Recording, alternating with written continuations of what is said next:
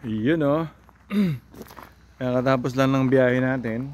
Yan, nandito tayo ngayon sa St. Martins. Yan. Medyo walang tao. Solong-solo natin ngayon tong St. Martins. Lunes ngayon.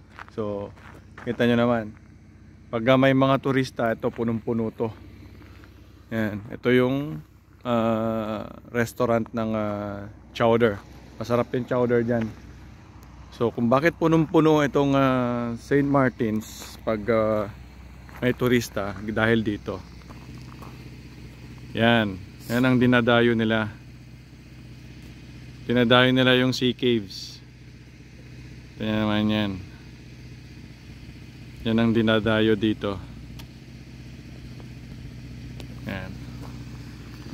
Yan ang ganda ng St. Martins. Yan ang Fundy Bay. Napakaganda. Ito nyo yan.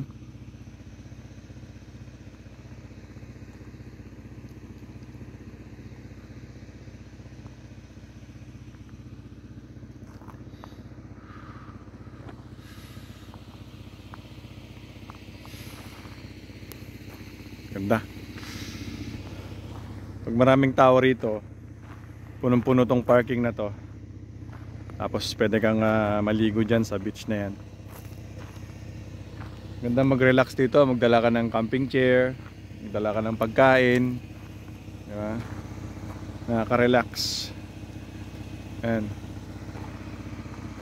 Isa to sa mga dinadayo ng mga turista. Mga Pilipino rito sa Canada, mostly dito sa New Brunswick. Kasi dinadayo din to. Isa ito sa mga puntahan. Sea Cave sa St. Martins, diba? Alright.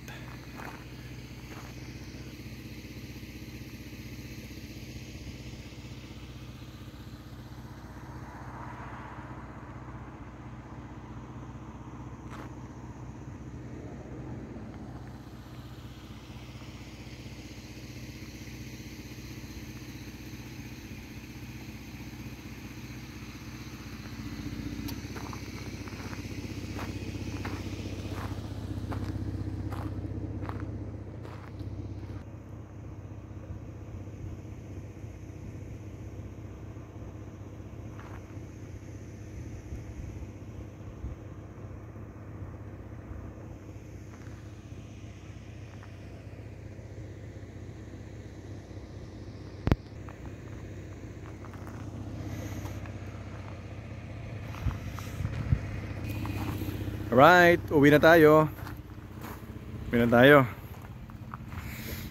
Alright.